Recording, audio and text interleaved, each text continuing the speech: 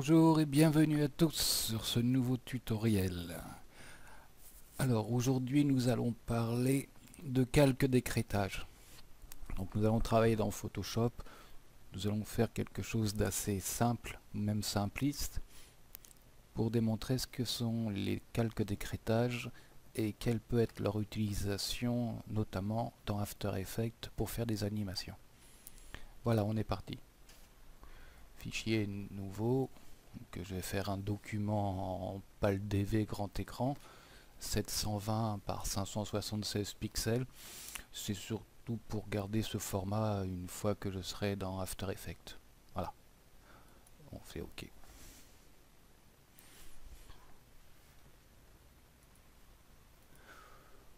Bon, ça va être assez simple. Je fais un nouveau calque. Je prends l'outil de sélection ellipse et je vais faire un cercle, voilà, tout bête, que je vais remplir d'une couleur rose très pâle. OK. Édition, remplir, couleur de premier plan. OK, voilà. Ça, ce sera grosso modo la tête de notre personnage. Voilà, je désélectionne. Je nomme ce calque tête. Voilà.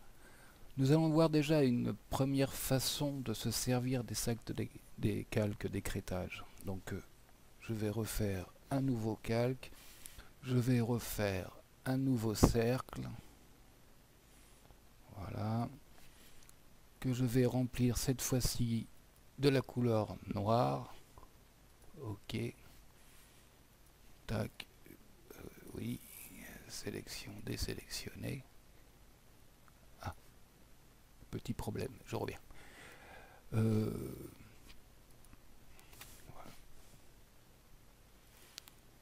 Refaisons donc un nouveau calque avec un cercle de sélection que nous allons remplir de noir. Voilà. OK. Sélection, désélectionner. Et je vais coller ce cercle ici. Je vais le dupliquer, donc pas de problème, hein. Je maintiens le bouton gauche de la souris, je glisse et je copie. Je déplace et voilà. Donc j'ai deux cercles noirs que je vais d'ailleurs fusionner ensemble, fusionner avec le calque inférieur. Voilà. Et je vais m'en servir pour faire les cheveux de mon personnage. Pour ce, je vais me placer entre le calque nommé tête, le rose, et ces deux ronds, le calque où il y a deux ronds noirs. Et je maintiens la touche Alt. Vous voyez le petit symbole qui s'affiche, hein, le carré avec la flèche descendant vers le bas. Je clique et j'ai un calque d'écrêtage. C'est-à-dire que tout ce qui était en dehors du cercle n'apparaîtra plus. Je peux bouger, voyez, mais si je sors ce calque où il y a les deux cercles noirs de mon cercle rose, il disparaît. Voilà, nous sommes en plein calque d'écrêtage, c'est-à-dire un calque contenu dans le périmètre d'un autre calque. Donc là, nous avons fait les cheveux. Nous pouvons tout à fait faire une transformation, déformation, tout ce qu'on veut de notre calque écrêté, hein, pas de souci. Voilà. Voilà, c'est une belle coiffure très moderne. Et bon, comme je n'aurai pas d'autre utilité que de juste séparer ces deux cercles pour qui s'adaptent bien à la tête, je peux le fusionner avec le calque inférieur. Voilà. Bon, autre avantage que peut procurer les calques d'écrêtage que je vais vous démontrer à l'instant. Nouveau calque, outil ellipse une nouvelle fois, couleur blanche, et nous allons faire un œil. Donc remplir avec la couleur blanche, ok. Sélection, désélectionner. Voilà.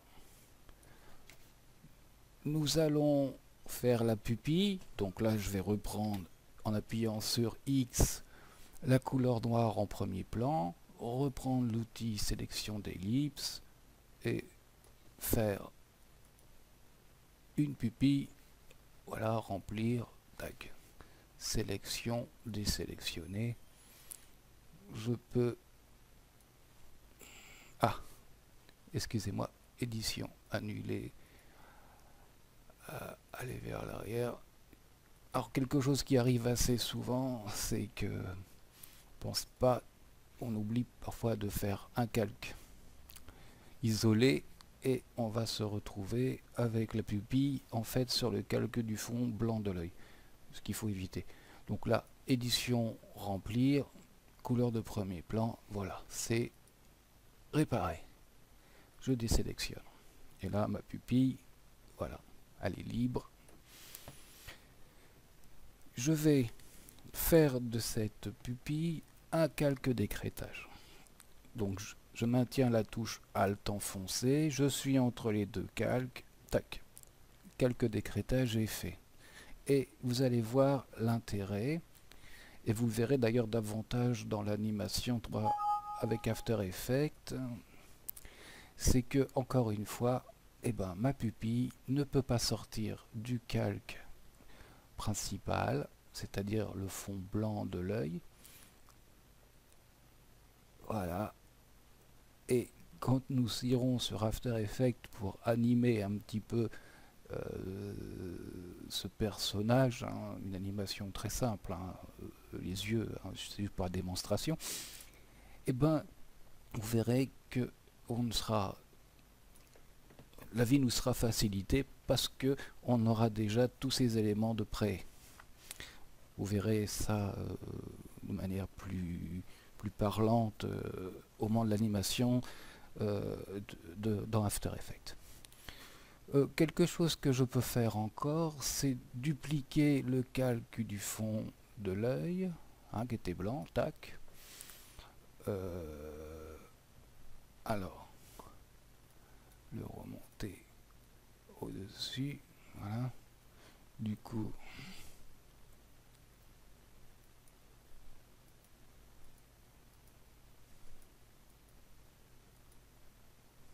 voilà, la pupille est là. Donc ça c'est mon calque blanc. Je vais faire en la baguette magique, voilà. Et je vais le remplir de rose. Donc je vais prendre la couleur rose en allant chercher la pipette. Je vais changer, varier un petit peu le ton, voilà, un petit peu plus foncé pour la paupière. Et je fais édition, remplir. Ok. Donc du coup, ma pupille se retrouve pas au bon endroit. Voilà. Donc ici, nous allons refaire notre calque d'écrêtage et ici aussi. Voilà. Sélection, désélectionner. L'intérêt, c'est que j'ai fait une paupière et que cette paupière pourra être animée dans After Effects pour donner un petit mouvement comme ça sympa. Autre chose, il est bon, édition, transformation, mot ici, de l'agrandir un petit peu, voilà, afin qu'elle épouse bien toute la largeur du blanc de l'œil. Voilà, comme ça, et ben voyez, on aura une paupière qu'on pourra animer sans qu'elle déborde du calque de l'œil, et aussi une pupille qui pourra s'animer et pareil qui restera bien dans l'œil. Voilà.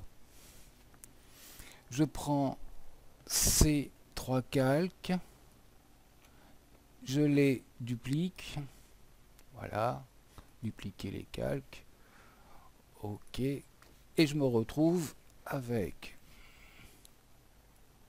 un deuxième œil qui a les mêmes propriétés de calque d'écrêtage, voilà. Il me reste plus qu'à renommer tout ça.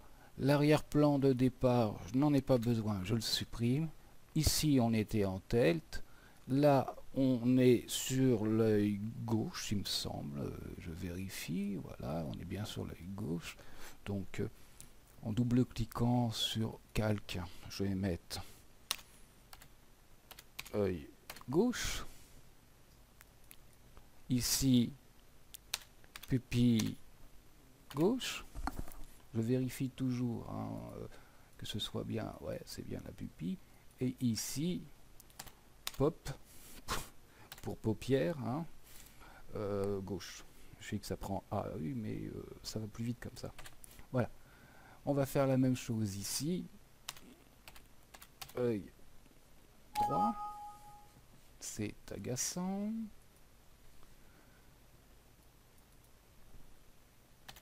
Pup droit. Et pop droit. Voilà. On a créé notre... alors c'est, hein, comme je vous l'ai dit, c'est quelque chose de très simple. Hein. C'est juste pour la démonstration. Après, vous pouvez faire une bouche sur la même manière, une moustache, enfin bon, créer un personnage.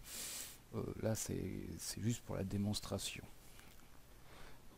On peut maintenant enregistrer fichier, enregistrer sous. Donc, on va écrire tête animée, par exemple, hein, et enregistrer au format PSD, le format Photoshop. Voilà, c'est parti. Et on se retrouve dans quelques minutes pour le travail sur After Effects. A tout de suite.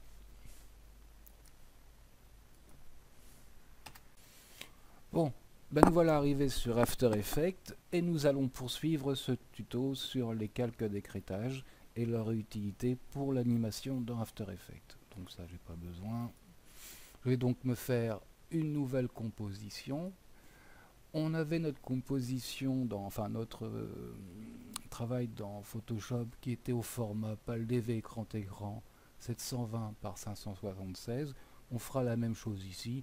10 secondes, c'est largement suffisant. On pourrait même réduire à 5 pour la démo. 0,5. Alors ici, nous avons les heures, les minutes, les secondes. Et les deux derniers chiffres, les deux derniers zéros, ce sont les images.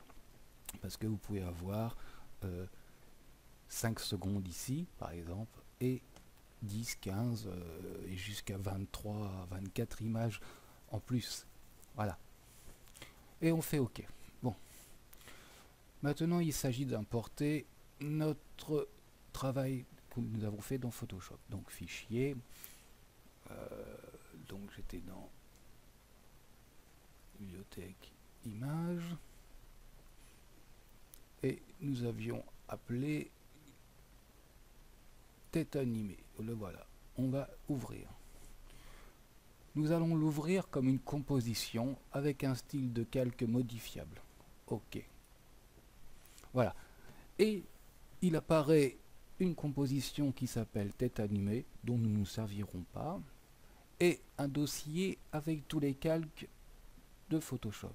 Avec quelque chose de supplémentaire, c'est que là où nous avions des calques d'écrêtage, nous avons en fait des compositions. Donc nous allons nous servir de la tête, du calque tête. On retrouve notre tête avec nos beaux cheveux. Et nous allons laisser le reste et nous servir uniquement de tête animée 2 et 1, qui sont nos calques d'écrêtage qui se sont transformés en composition. D'ailleurs, regardez, voilà. Et voilà. Ce qui va nous permettre, si je fais dans la composition tête animée 1, alors on va aller à 10 secondes. Voilà. Et bien nous avons notre paupière, notre pupille et notre œil. Si je clique sur la pupille et que j'appuie et je tape sur P pour position, que je déclenche mon chronomètre, je peux faire des images clés Alors on va faire des choses très simples, hein. Voilà. Donc l'œil qui part comme ça, l'œil qui revient au milieu, voilà, l'œil qui part un petit peu en bas, hein. C'est juste pour la démonstration, hein. On va pas se lancer dans... Et voilà. Maintenant, pour paupières, eh ben, on peut faire la même chose. J'appuie sur P pour position, je déclenche le chronomètre, je suis à la première image. Voilà, la position de la première image. Ah, je peux jouer avec mes paupières comme ça. Toc.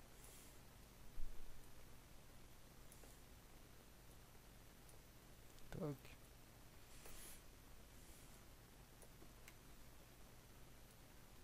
Et voilà. Alors, on pourrait jouer aussi avec la rotation, hein, vu que j'ai fait la paupière un peu plus large que l'œil. Ben, allons-y, hein. R pour rotation. Voilà. Je reviens à ma timeline à 0. Voilà. Je peux jouer avec la rotation un tout petit peu. Comme ça.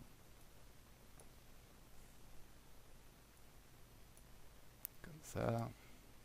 C'est grossier, hein. On se remet à 0.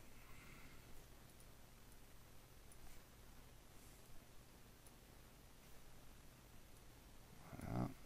Et on se remet à 0 ici, voilà. Maintenant, si je reviens sur composition 1,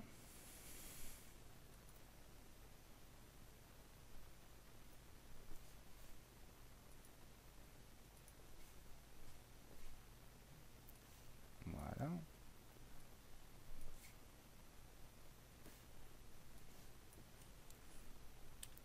Et que je déclenche, et ben, je vois mon animation, hein, que j'ai faite très simplement en préparant le travail dans Photoshop avec des calques d'écrétage. Donc là, j'ai juste un petit souci avec ma timeline. Voilà, c'est que voilà, ici c'est bon, mais là, voilà, ça ne va pas au bout des 10 secondes, mais là c'est arrangé. Voilà. Alors, ici, on avait deux compositions, une par œil. On pourrait se contenter d'une seule, c'est-à-dire la 1 qu'on avait animée. Voilà. Donc on pourrait tout bêtement supprimer celle-ci. Édition, dupliquer. Voilà. Et on aurait notre animation faite sur les deux yeux. C'est parti. Voilà. Petit cours très facile sur les calques d'écrétage et leur utilisation dans d'autres applications, notamment After Effects, où c'est très utile. Nous verrons dans les prochains tutos que j'espère faire tous les avantages des calques Photoshop utilisés dans les autres applications Adobe, After Effects, Premiere, mais aussi encore DVD pour faire des menus animés ou des menus tout court. Et ben, je vous dis à une prochaine fois et bon courage.